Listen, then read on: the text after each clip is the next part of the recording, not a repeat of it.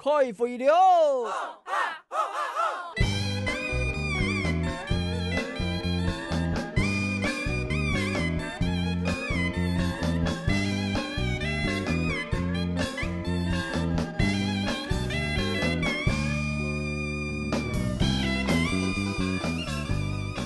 好，观众朋友大家好，欢迎收看《村民太飞》，我是陈明珍。4月份呢，《村民太飞》呢持续带人关心吼，然后研究相关议题。上礼拜《村民太飞》讲头来到的呢高雄市的美浓区吼，大家讨论到清楚李总讲，哎呀，变做高雄市以后美浓区啊，哎，总会行政的效率当中变慢的吼，路的细空的地方变太空的时间有办法来补哈。哎，老实讲呢，总会你下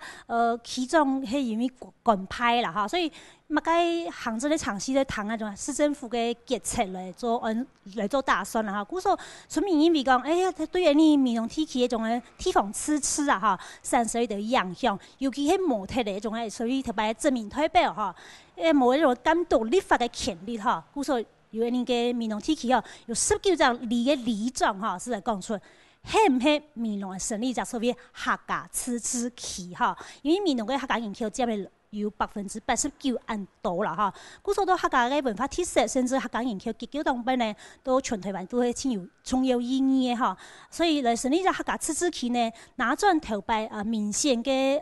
症狀跟並證明代表嘅行政立法嘅自主權呢，對佢只美濃嘅地區發展，甚至客家文化傳揚上升呢，有較好嘅種嘅一個影響啦哈。故說呢只創意呢，客家自治區嘅創意都美濃得到全數所有19個里長嘅同意哈，也提撥呢個區長要專門嘅高雄市政府嚟了解。但是像美濃一樣型，客家人口比例偏多嘅地方呢，唔單止美濃天天哦，到6都地區，還有桃園市嘅新屋區，並台中市嘅東勢區哈，客家人口比例也超過70%以上，有可能美濃嘅客家自治區做會上嘛？假使伊做會上嘅話，係咪對台灣其他地區客家人口比例較多嘅一種客家鄉鎮，又會產生影響呢？想今日一邊來討論，馬上歡迎收嘅現場來賓，第一個呢係你高雄市美濃區嘅區長車學林，車區長好。大家好，大家早安。好，感謝您區長。天嘅來賓呢係今年吼來6都嘅選舉裡邊度，你3天嘅地方呢是有原住民自治區哈，佢都恢復將台灣人都選一個鄉長哈，唔過但是按照區長哈，所以今日有請到你原住民嘅朋友來，讓你個分享佢哋從6都地邊行嘅所謂嘅3天原住民嘅自治區一樣型嘅經驗分享。好，目前有請到係高雄市嘅市議員伊斯坦大貝亞夫政府先生，你好。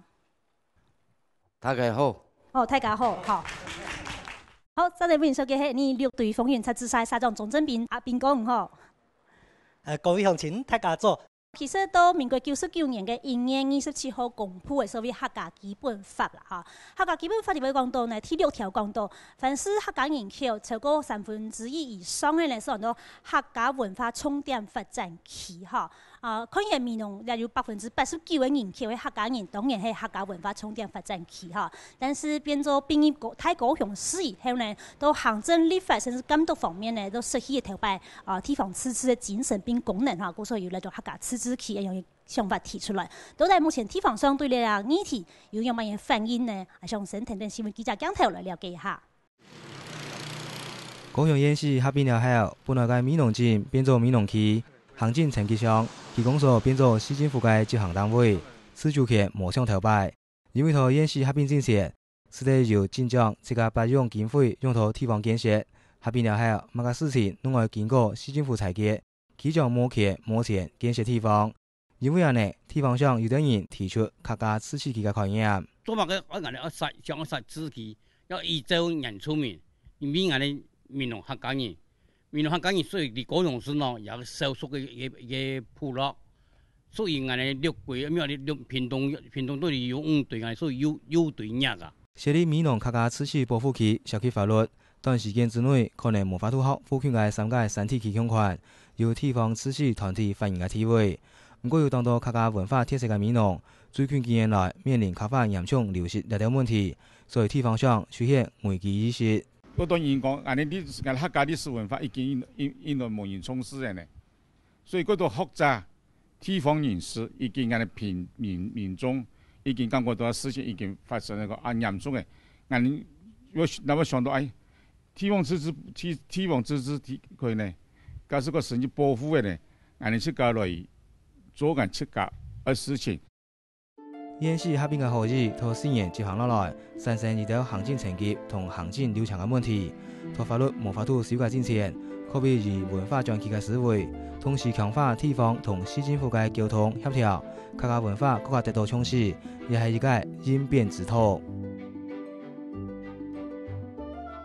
剛才新聞樣片提咗問題，香港人車起狀啦，其實到10月13嘅時節哈，民眾19個里嘅里長都共同聯署，講嚟成立客家自治保護區啦哈。按樣嘅意見提撥呢個區長以後，區長目前處理嘅長期嘅樣板型，得到市政府樣板型嘅回應。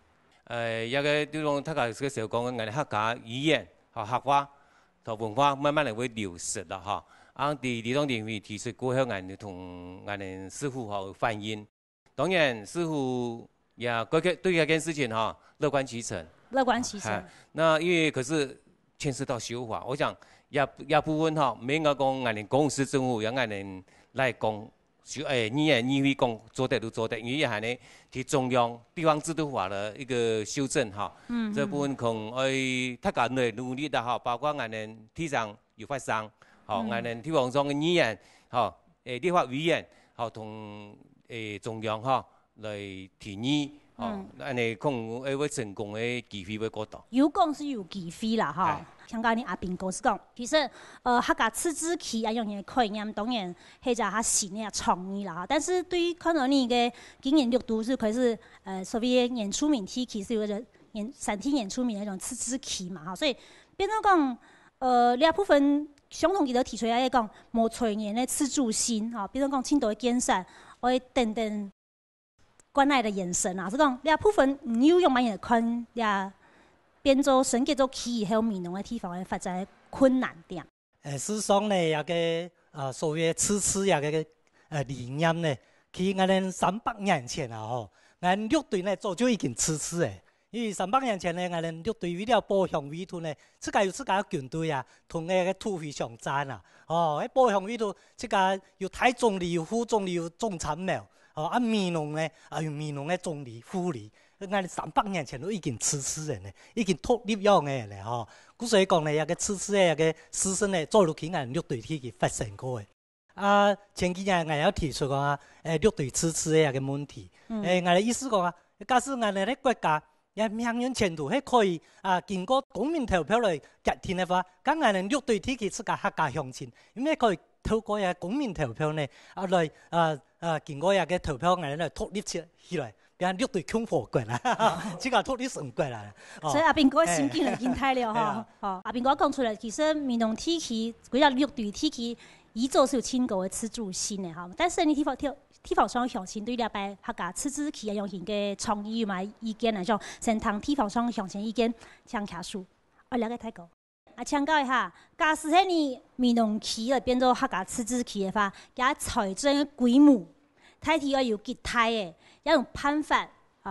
就支持你民農區嘅客家嘅種嘅幾個行政嘅管理。事務的運用，那完全政府的心態問題。政府的心態。他講會因批評講一個南北咧有差距呀，衝北，強南嘛。你今日相同，唔係成立自治區嘅，而係互通啊，你啊自治區，一個保留一個客家文化啊，加強啊那個客家研究跟保存推廣啊，咁近未來冇乜事情不能做嘅啊。高速公路機場嘅開我哋民農嘛會促成呢，就將一行政院狀況，我哋台同啲安法啦，我哋可以規劃上上做，我哋老師講嘅，我哋一民農啲見咗唔乜規劃我哋嘅，工人啊嘛，我係田議員建議我節約都可以到我企面啲去咧。而家那個均衡發展啦，均衡嘅發展啦，所以主持人講到嘅那個重點就講政府有重視嘛，有重視客家文化嘛。那至於成立以後我都講嘅最直接嘅，我擔任過兩屆鄉鎮長，以前嘅公務員出身，對職員一直到乡镇中做诉状安尼啊嘿。所以俺都面对讲啊，纯粹只是有必要。至于财人按样处，按样来储备，按样来讲人协助，那个都重要的问题。好，你像今安尼个三面原住民啊，哈，原住期啦哈，伊人也摆都对亚界，开始伊人都自治的嘛。所以黑政府做也唔做的问题是错。还做得冇唔错。好，感谢议员，感谢好，很仔细。还有那个乡亲有意见呢？好，了解太高。明明嘛，合并过后啊，对俺哋民农区来讲啊，就那是讲做乜嘅事情，当然唔方便。以前还唔係合并，俺哋公用人嘅事情，俺哋做乜嘅只有症狀嚇有反應，做得多就馬上就會做。像佢合并過後咯，根本同步嚇，比如當天要同步用工處，態度快嚇要同步去工作，等嘅時間，人來也補嘅時間，所以說速度搞得慢慢。個我希望啊，迄個是俺哋去搞去工作有經費來嘅時間，一反應嘅時間馬上處理。係相信對居民農村嘅好地方，攏搞得蠻好。好，感謝，感謝。好，兩片，嘿。頭到俺哋嘅議員嘛有講到嘅重北輕南嘅問題，俺認為也係吃菜師傅嘅洋蔥啦，吼，因為雖然俺哋有嘅七家公共市政府客家委員會，但係俺能夠清楚也市政府客家委員會，伊係提某層級嘅單位，我講伊係提公共市政府地位最細嘅單位。好，公共市政府地位今年的預算因為我有提一篇黨議員，我哋啊演咗5800萬的預算呢，中央補下來，吼，我所買看報紙，吼講，邱議員去諮詢的時候講，中央對於地方補出樣3600萬，加起來按社會錢按樣嘅來做民農嘅條保存，吼，今年其實我哋有幾多嘅，譬如講出版品也條，吼，幾多嘅做法，按社會財政，吼，一種物質基礎唔拉，財政唔拉嘅時間，所以按樣去做客家文化保存，客家文化保存，係咩樣合委會嘅經驗，係咩樣可以推到合委會，好，我剛剛連市政府好成立婦女權益促進會，婦女權益促進會哦，哈，以來談呀的報告誒，好，每一個單位不管係都發局啊，係環保局，全網都喺談呀婦女，好，呀權益促進會推表，因針對治安的問題，針對環境保育問題，針對文化教育問題，項項都可以提出來。每個政府市政府的單位都有談呀部分，但係我哋合委會有安尼看冇，還是只是變成樣係安撫我哋客家人的一個機構啊，我感覺現有的制度就應該要有改變吼。再來就講，真係去推動修法嘅法，佢出隻也係在就講地方嘅制度法，有可能去改變我哋菜地，吼就可以先去個鄉鎮做嘛，也唔咩樣針對我哋民農啦，吼，因為也原來公園嘅企業應該都有安尼欣賞，吼。好，感謝清飛吼，其實清飛講到真多可能性啦，我覺得嗰堂其他鄉親意見，嚟個睇個。台灣嘅客家文化受到重視，都係民主化同總統大選過後吼，明顯過後啦，客家電視台、客家乜個客委會、客家文化同客家歌謠班吼，各種嘅東西都越來越多咩，受到嘅重視有啊，但係唔見俾看到我哋民農，依啲安順嘅客家莊，我哋咧客家文化流失，可以講咧，大家都普遍認為講啊，流失這麼嚴重嘅地方啊，哦，我睇一個地方係要上去問啊，問大家。伊啲先生，伊來到客家莊教書，伊連客家文化係乜嘅，伊都唔知，伊都做得嚟教書。伊啲教莊，伊連客家係乜嘅，伊唔知，伊也做得嚟做教莊。哦，伊啲政工所嘅職員，哦，伊唔知乜嘅人到客家，伊要做得嚟也做職員，做得嚟服務大家。啊呢，對我哋一個最基本嘅東西，我哋下一代。按樣嚟去認識客家文化，連先生都唔知嘅時間，按樣嚟做。哦，冇都講，伊啲我哋本地嘅伊啲政工所嘅職員，要服務我哋嘅鄉民，還要服務外鄉鎮嘅人，嚟認識我哋民農客家文化嘅時間，伊都冇合到去介紹嘅時間。按樣嚟將一個文化變成伊啲未來普遍嘅伊啲客家文化保存。哦，假使講人哋文化議題唔係講冇去做嘅話，就像頭擺嘅選舉樣嘅，反正係選舉嘅，係買票買得多嘅，係買得都好嘅。但係客家文化要保護到嘛，冇保護到啊！哦，咁所以我講嗬，最基本嘅事情，香港見一下冇明顯嘅起狀係嘛？啊，人哋起狀有嘅咩？未來人哋啲起狀係唔係人哋市政府做得來做一項事情都用一啲連線委員會係嘛？有啲連線嘅單位，一個連線單位咧，可能他嘅人都會對一個起狀會普遍會認為講，甲唔对我哋客家文化唔有乜嘅作為冇，唔有乜嘅認識冇，吼，唔有乜嘅提出來嘅未來嘅一啲眼見冇，吼，迄假使迄個有嘅時節，每天我哋呢，按啲做法呢，也會過成熟啦，吼。好。頭先講到，其實民國99年1月27號是公布的所謂客家基本法。客家基本法裡邊對咧到客家重點文化發展期要有條規範啊，看一下客家文化基本法。鄉鎮市區人口3句1句以上，也就是講佔到33%以上呢，是算做係客家嘅重點文化重點發展區。到了區裡邊度呢，無論係鄉公所、鎮公所、市公所、區公所，佢嘅擔任乜嘅責任呢？而傳承嚇，佢發揚客家嘅語言並文化還有產業。其實咧，客家基本法上講，你個頭路係民農區公所應該愛來做嘅啦嚇。當然，客家基本法裡邊也有講到，第6條也有講到，其實到了到重點發展區裡邊，客家話應該係公示語言，即係講官方語言要用客家話。到了地方嚟服務嘅公共語言嚟加強客話能力，係咧取得客家話嘅認證嘅資格嚇。迄個唔係講客話嘅公務員嚟到啲民農區，而取得民農嘅取得啲嘅客話認證法，係不予獎勵啦嚇。嗱，其實喺到啲嘅客家基本法裡邊有規範嘅啦嚇。想請教下區長，目前啲區公所都行政方面對這啲客家基本法嘅要求有達到標準冇？剛才主持人有講嘅我哋工作人員嚇，還有我哋有客家語言嘅一部分嚇，我哋所有人事法規嚇，像有嘅劇民政局有嘅佢要求講嘅，要有客家認證同個客家語言嘅，其他從外部冇。好，一般嚟講有個標準，在人事法規嚟講都可以帶。好，而家我報考試啊，佢劇啊，我本來講嘅要講嘅新派任嘅人員嚇，我過普考過來嘅，要有一個資格嚇，要有客家認證啊樣嘅，結果就像佢劇可以做安尼要求，其他廠嘅做唔得。好，而家都講嘅也基本法嘅問題啊，佢意思講嘅，還要相關的局部那個局處啊，或是說相關的中央的部會人事法規下面，從個一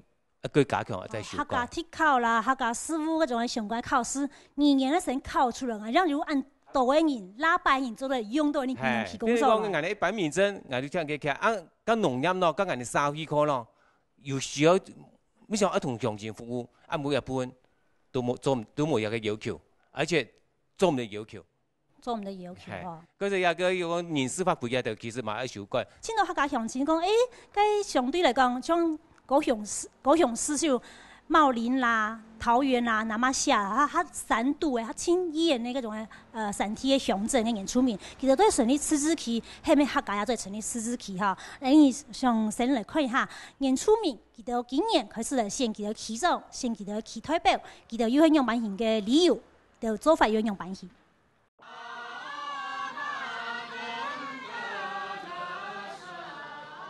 根據今年1月14日地方制度法增訂條文，赤河四個區由山體鄉改制界，就按照赤河市山體原住民區係地方自治團體，係區民代表會同區公所分別作為山體原住民區嘅立法機關同行政機關，依法辦理自治事項。所以特別嘅選舉包括新北市嘅烏來區、桃園市嘅復興區、台中市嘅和平區、高雄市嘅苗林區、桃園區、南馬夏區、總共6個區。是在選出區長同區代表。這次的地方制度法通過這個案子啊，是對我們原住民，尤其是在院轄市的這個族群啊，是非常有一個很大的深遠的意義啦。但是升格之後，對地方來講，應該是非常好的一些我們講建設或是福利方面。可是我們升格之後，這個5年當中，沒有像我們想象中的那麼好啊。我們反而是個貧民區啊，因為我們講說。我們升格院轄之後的權力啊，完全是集中在市長的手裏。變做地方自治團體嘅赤河市山體區，包括組織同行政管理、財政、社會服務、教育文化同體育、環境衛生、建設、交通同觀光等等，擁有充分嘅自主權。呢亦係合併4年來部分山體區意見領袖所希望嘅改變。在這4年當中，真的是在我們原鄉地區，就是一個人當里長。沒有代表幫忙出聲為民喉舌的話，真的是非常吃力的一個工作。其實小部落反而声音越多，因为你要照顾的人群更多。过去我们在茂林乡的时候，那时候是属于乡镇公所的公版的时候，我们的预算公所的预算是1亿多1亿5千6千左右了哈，升级到2亿啊。可是我们升为院辖市之后啊，我们就6000万的预算了。你说6000万能做什么？4000万是薪水，那2000做什么？我们一个台风这个路就不通了，2000万也不够啊。山体部落有其嘅文化、生活、经济条条采体性同特殊性，所以需要一条瓷器市场。日下山体瓷器器嘅进行同做法，此外是其他嘅区也希望有相像嘅持久权，这来牵涉到手法同经济考量，可能短时间之内无法度达到目标。好，看看新闻样片了解一下，全国目前都6都了哈，因为马上投演烟啊，成个都投演师哈，所以把空3年图7号市嘅山体原住民区嘅起状县嘅情况哈，其实唔单止高雄天天啦，像新北市嘅武雷、桃园市嘅福兴啊、台中市嘅和平区，还有高雄市嘅桃园南马市个苗林区哈，总共有6只所谓山体原住民自治区哈。我想请教员贝亚夫议员，就是说。这个山地原住民区的这个自治，其实你们也是在县市合并之后才发生，觉得说有这样困难跟问题啊。那你们这一次这样推动，您觉得说在实质上对我们的山区的原住民会有什么样的实际的影响是正面的？台湾呢，因为常常有选举，各政党常常对客家原住民事务都有政见。但是政见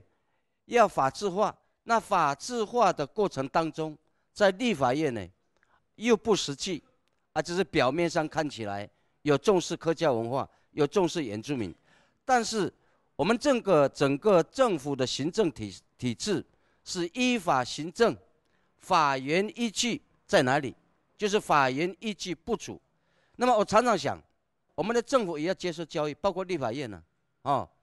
人权是要再提升的。那么，尤其是我们客家乡亲，美浓是一个非常特殊的一个区域，全台湾能够在92%以上都是客家乡亲，那不容易啊。那合并之后这个应该要透过客家基本法来修正，又是院辖市内原来的行政区，所以我在议会里面呢。我常常提了几个概念，那么我们希望把美浓镇、美浓区成为我们高雄市最特殊的一个美浓乡亲的一个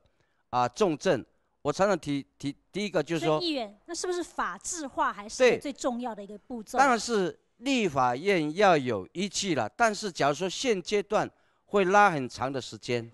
但是我们高雄市呢，市议会可以透过客家事务委员会呢，来推动相关的自治条例，那个也是法源依据嘛，也是法源依据。对，所以客家事务委员会的单行法就对了。对的，单行法。所以我们的客家事务委员会在下一期的会期里面呢，我希望我们选出来的客家的议员，包括原住民的议员，能够合作、团结一致，在市议会呢。有一个自治条例，有关客家的，比如说行政自主权、文化产业类似的条例，我们先做完这个。那将来我们也透过立法院呢，客家基本法要修正，那么这样的依法有据，那么将来我们美浓区恢复到自治行政权的运作上，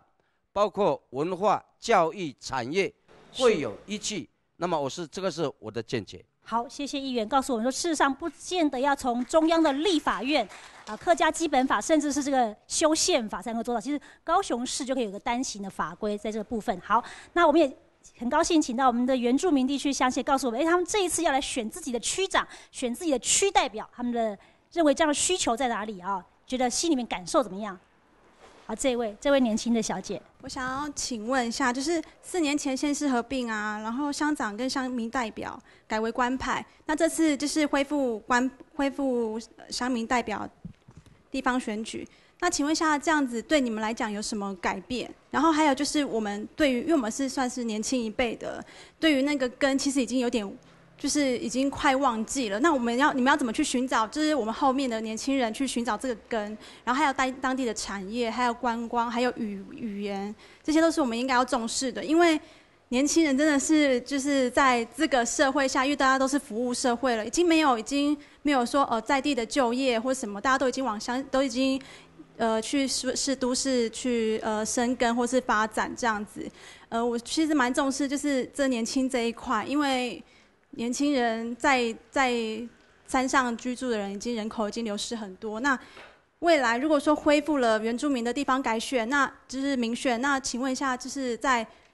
这个未来的趋势不能只看现在，要看未来10年或20年。那这样的话，年轻人他在那边就是会有一些就业机会吗？观光产业吗？还有语文的提升吗？请问一下，谢谢。好，谢谢这位年轻小姐提出的问题。那我请教贝亚夫贝议员来回答好了。所谓的自治的选举，包括区长、代表的选举，那么这个部分是政治面的考量。那么当选以后，有没有真正的在行政权的运作上谋福利？那么当然这个都要配合所有中央的政策，包括地方市政府的政策要不要落实。那么一方面呢，我们本身的年轻人，你准备好了没有？要成为一个未来有成就有目标的年轻人，自己的条件以及对于整个台湾民主行政的运作都要有基本的认知。那么我们常常说，我要参选，我将来要做什么？那么我将来要求政府做什么？当你当了以后，你真的做了没有？会有一点挑战。那么我们年轻人常常要求说，政府应该要为我们做什么？那么长官应该要为我们做什么？那我们本身年轻人也要检讨说，我准备好了没有？我有哪些条件？我有哪些目标？我有哪些计划？那么有了这样一个很正确的认知之后，你就要从依法行政的概念寻求行政的资源。那么一方面呢，也要寻求社会很多的资源在协助各位。那么所谓的自治，我特别强调，在政府面的行政运作上要尊重人权。那像我们今天在客家乡亲认为，我们美浓区是高雄市美浓乡亲最多的一个特殊的一个族群。那么我们应该在高雄市议会呢，先通过自治条例，先认定美浓区就是我们客家乡亲文化产业一个特殊的区域，要如何自主？所以我说，自治条例先通过，那么客家基本法在立法院呢，我们要逐步的去努力追求。那么产业、政治、文化、教育，有的人说我们不要参与政治，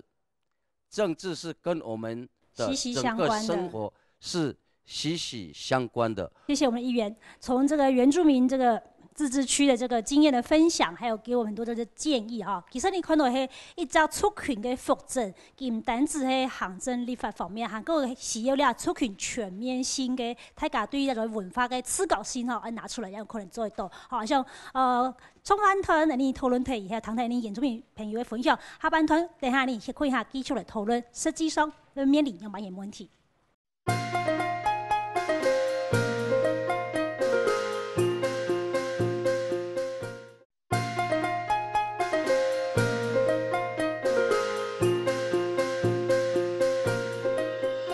村民台北节目现场哈，你啊，讨论节目继续讨论哈，加12类省立所谓客家自治区哈，到民农地区有乜嘅必要性啊、重要性，甚至到台湾其他地区呢，要面临有咩困难哈，一边来看先看其中图表介绍。首先来看到係高雄市哈客家族群嘅比例哈，然後係按照20合委批到民國99年到101 100年之间那种调查统计啦哈，看到迄闽农区嘅客家族群比例係89%哈，你係非常非常高嘅哈，但是都全國係咪最高嘅哈？全國最高嘅係都係呢個新竹啦哈，不過新竹並唔係直轄市哈，新竹醫院並唔係直轄市，所以看到係6都裡面哈，再看到係甲仙區呢有52%，六龜區呢也有46%。三亞區呢也有29%哈，其實都比例非常非常的高啦哈。故所你看到是講，其實你啊天氣也係所謂的綠隊的優隊啦哈，像喺參加下阿兵哥啦哈。係咪？假設你講的只係闽農的客家自治區的話，也你看他來看幾隻綠隊的優隊的客家自治區，係咪？也仲係最初復行下到客家鄉親啦。當然嘅我哋照顧客家鄉親咧，冇一個闽農自家按此時啊，我一個六龜鐵器嗰度，我哋闽農鄉親曬過一下啲啊，南面城嘅中央嗰度，我哋咧鄉親曬分散100-200咧山頭演講咧要過去嘅嗬，所以所有客家鄉親切都一啲照顧到嚟啊。當然係可以我哋整個優對嘅自治區可以順利嘅話，當然係最好嘅哦。所以呢，我哋可以講嘅都講啊，我哋。一個呢，糖嘅唔係凊彩天當我跌下來嘅，我哋出家呢，內部先形成共識，有一個此時嘅共識嘅時間咯，我哋透過一個市議員，透過中央民意代表，一個呢，所謂嘅中央單位，一個客家基本法啦，一個高雄市方面嘅一個地方制度法啦，修改有100年一期嘅時間，原出面一個自治區做得形成，我哋優對嘅自治區當然咪做得形成啊，所以睇咧就要有自內部嘅共識，透過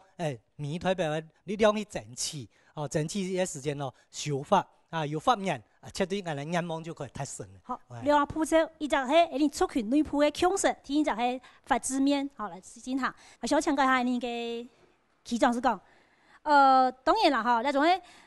高雄市闽農區假設變成客家自治區嘅話，人家權利可能會比拿專業，那種嘛講本土親一太一般啦哈。但是人家身為客家自治，人家萬一看那種所謂客家自治區，都有必要到客家人口比例清高嘅地方來成立所謂自治區，一講來推動自治嘅精神。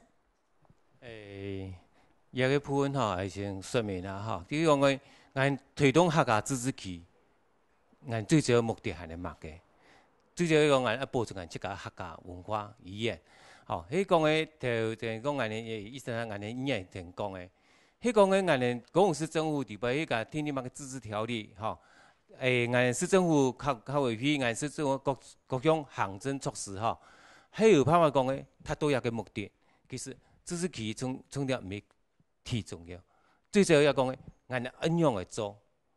這種我哋要推動自治區，就是講嘅，我哋看他所有嘅行政措施，做法，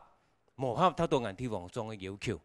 想法。因為我哋相信一啲環境都講嘅，我哋客話語言慢慢體現流失咧，佢就用嘅常用一個自治區方法來保存我哋客家文化。其實係講嘅，講我哋直轄市，一件事後，你講嘅喺度體現一個自治區一個概念，其實講嘅。其實嘛要有一個標準，唔係講譬如講你是南派一個區也要來自治區，也講一度，係講係有個一個法源孔問題，就是說達到100%嘅60%、70%，你可以成立一個自治區，相信也不係呢人透大家可以努力目標啦嚇。真係係冇辦法立法以前，冇辦法過以前，講嘅我倡定人講嘅自治區自治條例，也係你可以要求市政府。內度裡對我哋客家區，做到樣嘅，佢啲嘅基本條件，本主張者市長喺度我哋財政組嘅，有預算有一度，係你做我哋客家自治區嘅財年預算，都一度，一般可以努力啦。客家基本法嚟定義所謂客家人對。客家人係講有客家血緣，變客家演員客家血緣或客家淵源。冇事發講，客話講係親好，對客家文化也親了解同時自我認同，自家認同我係客家人，也是算作客家人比如講，所以高雄市的客家4个语言，一个客家体系现出来语言，迄没有意味讲係客家人，係為客家族群的整體權益，好像咧非常重要。但是你先談一下地方上鄉親對呢個想法係乜嘅？了解，台北。迄村的自己呢，我哋官派其中蠻好，你其中面線又好，比較好傳嘅，我哋可以自由發通，愛乜嘅有乜嘅，愛有搶乜嘅有乜嘅，見到完全官派呢，完全乜嘅有冇村的自己就要太不對，同埋嚟講講過嘅，見我當然係帶我裡面，甚至替代伊甚至替代伊。客家話政府職員客家話唔識講，我即係通常我帶到老人家為講經語唔識得講，好咯都唔識得講，做客話做應該要傳達，傳達咯，我講經語我咪喺連登，過來消防隊、民農消防隊、保安呢，但係保安哦，就問你太大難呢，咩查獲咗乜嘅咧，救人呢，結果咯，全部擺喺消防隊咯，全部講國語講好咯。客家咯，當然啦，冇辦純粹用雜路嘅咧。但係像救災時，東門西門門建議講建議，老人家全部睇唔識。所以司機都只行稍微相對困難，救嘅艱難嘅時間係只有困難。咱們錯，個村的自己呢，本來咱們困難，只有村的自己民自己本來個困難咯，四川人民主要其中帶兩個人19里莊，帶兩個鄉親嚟陳情抗議，像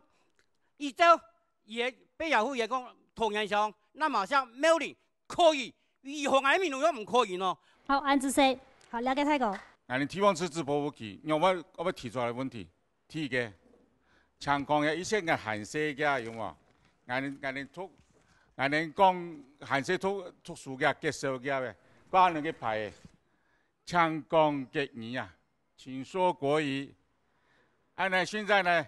我要請問一下。我們是不是要搶講客家話？關於嚟搶講客家話吧。民農嘅客家話已經損失得嚴重嘅咧。你嘅提出那個問題過後，幾多鄉親已打電話嚟，尤其係把我鄉鎮嘅鄉親，我打電話俾佢講，作錯，唔按條路錯嘅哦。因為嘅客家話吧，已經冇多少會講嘅呀，已經斷層嘅咧。按斷層中間，還想要教20年咯，冇可能教嘅呀。感謝你嘅理解，係那個太高，好了解太高。係啊，咩都講你民農嚟成立個自治區嘅時間，那怕改善，那有嗰種福利。你像民農嘅面積，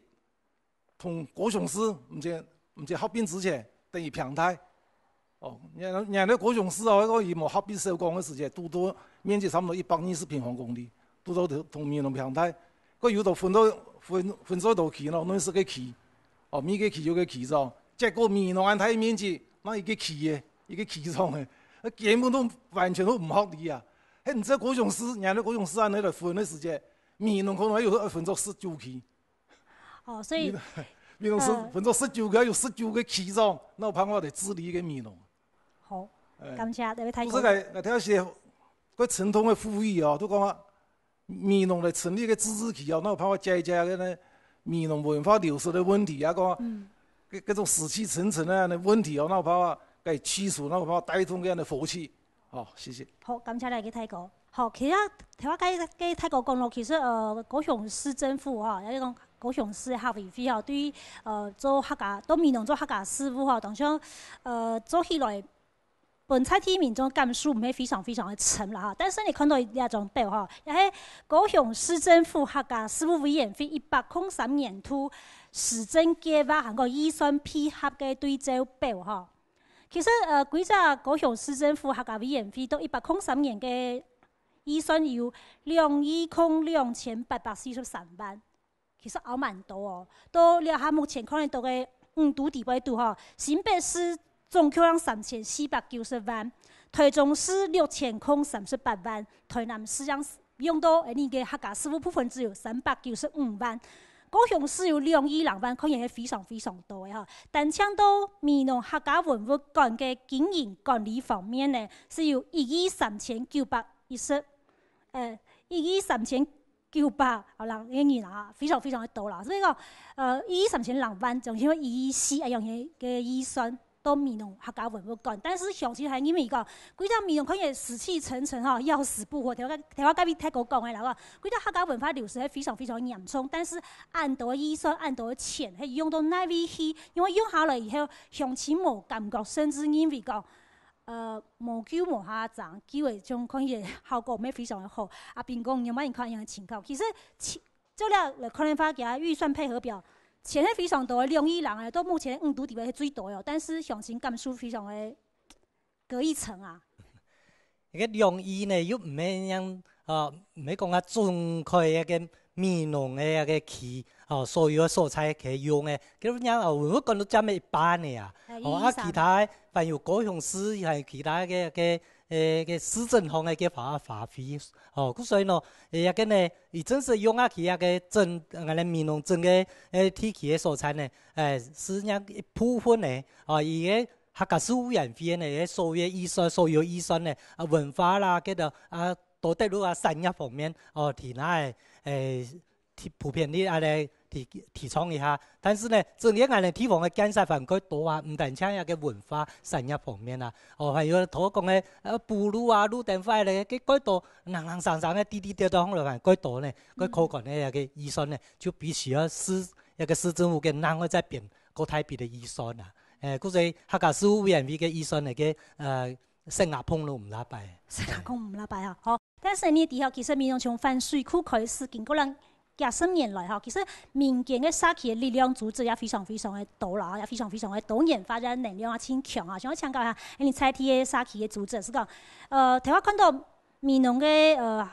高雄市客家事務委員會啦，看到一年有2億人嘅預算，但是鄉親並因為講，其實一種到客家文化傳揚喺個發展方面感受係非常嘅沉嘛，係咪講到幾隻決策過程底部度，你民農採體嘅社團嘅參與。好建議，甚至參與決策過程係不足的哈，像你嘅鄉親的發言。基本上因為客家自治區有三個概念在裡面，也客家，也自治區，也做客家自治區，就3個不同的概念，要該各做強下。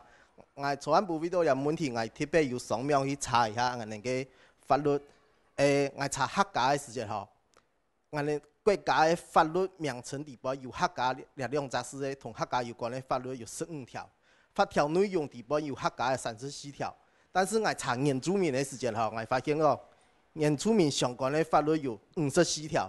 法律條文內容有相關有306條、306條，其中原住民嘅法律底部，個特別了有原住民工作權保障法、民俗教育法，還有地區共同資源管理辦法，就是等於講原住民今日係愛做自治企業化。佢係有幾多嘅法律來，點樣講支撐，加嘢自治嘅條件更加完整。但是也下我哋民農遇到嘅問題係，我哋要做自治，但是我哋法律嘅條件唔拉擺，法律嘅條件不夠。韓國我調到米談到也下，我發現嘅那個中間我哋本簡單啲民農遇到嘅問題，其實係路電費要漲停慢。投入費要漲停嘛，結果講下面又講嘛要做客家自治區，但是做客家自治區喺邊度嘛嘅咯？喺邊度叫客家文化，邊度叫客家語言？就是我覺得嘅兩個問題係問題沒有問清楚，把問題問清楚才會找對答案。我的想法是這樣，就把問題問清楚才會找對答案。可是我要講嗰個就凸顯了一個問題，就是民農也喺地方上不管你想去做客家自治區也好，也有地方團體想去講做客家公園，我認為這其實都是反映了一個地方上的人對於想要重新在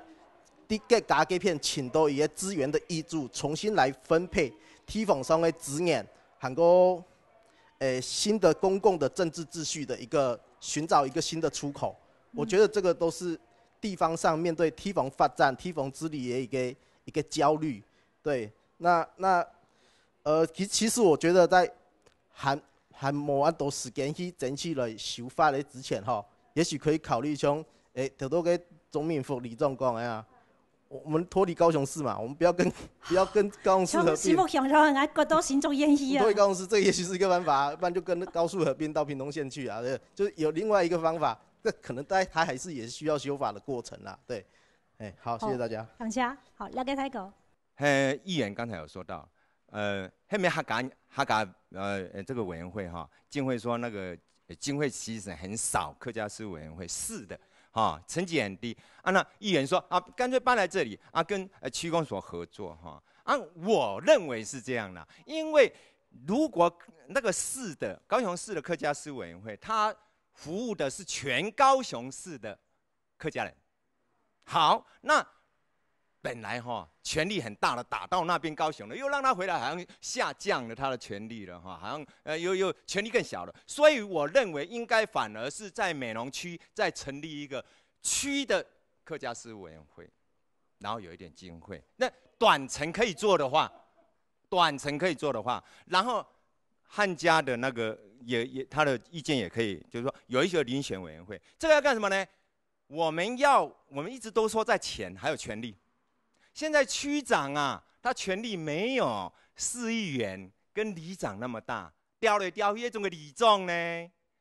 比区长个大呢，区长没权力的，讲话唔太上的，因为没钱，我们反而要加强区长的钱跟权，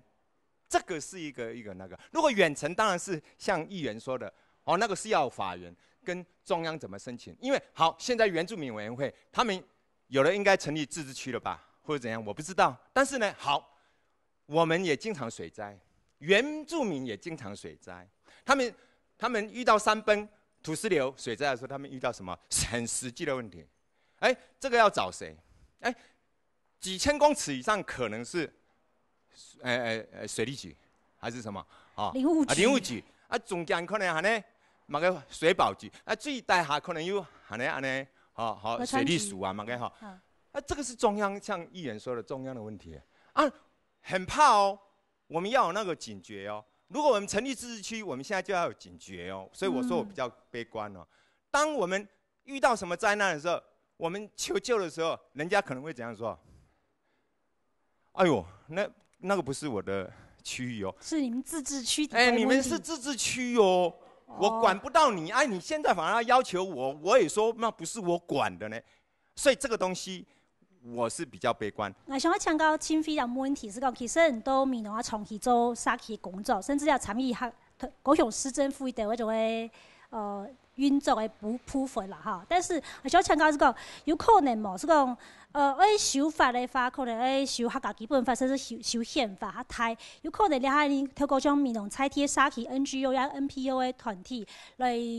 参与你区公所对于客家文化呀、客家事务行政两方面的决策。其实我们一次不管过去也系也下啦，就管演示合并以前也系演示合并以后，我讲其实喺整合地方方事务的一种平台，其实拢系欠唔足的睇一种唔足，佢分散的情况之下嘛，佢容易造成就沙团跟沙团之间也系讲里长跟沙团之间，佢多的一种问题。迄个是提就讲佢演的一种手法当过，佢都努力，但是迄也爱提上到中央的一种手法，努力当过某一个地方的一种意见的一种整合的时间，其实更难啦以最近来讲，就讲选举前他个一次提故事讲的也爱一片嘅企业的一个整合。其實一種鬥爭都好，就本中央下邊去做嚟加強嘛。頭到李總把好個關係要拿發展要拿埋有人提發展，一擺冇提案上去，下邊有個人提案上去，但係中央下邊有準嘛。伊看到伊弄擺投資，有幾多意見，幾多人有意見，雖然叫做意見弄係可以改善，嗰些意見也係講可以透過一種公民的倡議先討論咧去片面講。我哋都已經提上去，經費要下來，但係下來嘅時節有幾道問題呢？錢要推轉去嘅時節有惡性循環，他家有認為講，我哋咧權利唔到但是中央也系地方吼政府喏，因为还才能地方控制唔啦，就送来送去地方吼中央也系采天民间的团体，也系里长把送来送去，冇人愿意为一个事情负责，所以有可能就睇地方吼就会也平台，伊就系咧沙田议会的形式，也一嘛我讲嘛，应该有到法律的一种层级的立法吼，就像妇权会用的，就讲妇权会伊还在副市长的层级去统合，因为让下面非主委来统合，冇可能，吼，除非还在副市长的层级授予，就讲睇市政府的层级，就授予啊下面非有一个吼职责，吼，伊还在作为伊的统筹，吼，不管睇都发局还是环保局还是也系农业局各方面，吼，有咧平台可以送去到我讲民农局的建设会个全面啦，系唔免让单一方就他讲侬系各撇的生意，吼，各撇生意，谈到个超冇用，但是其实后背有个多个异样的东西，系。好，感谢新飞哈。最后阿斌哥，客家基本法第六条讲到客家文化重点发展期。你睇你讲到做客家自治期，可能牵涉到修法，无论喺市政府层级来讲，立法院层级来讲，宪法层级的，有可能无？你睇资料就客家文化重点发展期，你民农期变到就客家文化专区，优对客家文化专区，你可能喺另外一种思考，你睇文化体理上嘅东西，你睇落实到文化专区来执行。你客家的文化嘅常识播水是，係唔係較實際嘅做法咯？你嘅看法？目前嘅一個客家基本法，伊所寫嘅條呢，比較到大胖仔係看了用嘅啦吼。我相信一個客家委員會明年8下來經費本我哋民農區絕對冇脫離100到3億、5億、10億一個經費下來，本我哋發展。客家文化重點保護應該冇嘛吼，故所以啊，要看了用嘅一個基本法吧。故所以修法也該重要，但是一條路咧該長，但該嚴，該有嚴。故所以呢，我認為講啊，我哋贊成嘅一個前面講嘅，民農議會咧係主項嚟咧，就結合我哋所謂民農嘅一個所有社團變成一個大聯盟，監督政府嘅公民團體，監督政府嘅一個大聯盟咧，成立變嚟嘅呢。立團體，因為立團體咧，變成了對政府嘅對口單標嘅，要求政府按樣做，要求客委會按樣做，錢樣會下來，安尼咧，我哋要發出來保護我哋自家文化語言，包括各種嘅建設等等。故所以呢，立團體絕對要成立，團結，你不會有強勢，團結要有力量。好，感謝阿斌哥吼。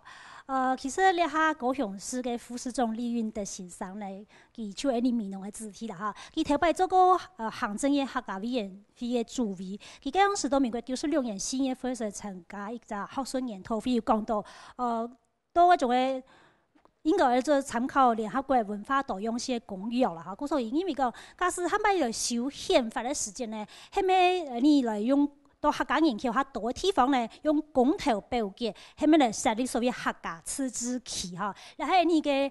你喺李副市長，特別做客委會李主委時間，佢所提出來客家自治區嘅一個概念，也特別意思講，嚟創造客家化嘅行業嘅使用環境啦，哈！然後講語言係有文化嘅載體啦，即係講透過語言對老文化上述下去哈。今日你來到民農討論所謂客家自治區嘅問題，而看到係台灣嘅客家文化運動進行按多年以後，客家人都歸在你嘅政府嘅行政體內地位度，佢並冇因為講嘅主體性得到應該而有嘅看重並尊重，故所讓佢提出一樣嘅問題。看到係表面嘅自治問題講，我冇錢，我冇權，但是實際上係對就客家文化實體嘅就受理講咧文化可能會受滅嘅，對客家文化傳承會有真受理嘅情況啊！像你係就客家文化運動行過20萬年來，只係你來到民農嘅客家來討論客家自治區，來提醒大家講到底按透過到民主嘅憲舉也好，修法也好，也講新嘅法律修訂也好，增進台灣嘅客家到台灣，你就社會地位度嘅主體性要對要明確嘅確立出來嘛。韓國嘅大家對客家文化、東洋文化尊重係咪真正確立起來嘛？我想呢個大家都係共同嚟思考嘅問題，也請持續收聽村民大會，希望大家支持，謝謝。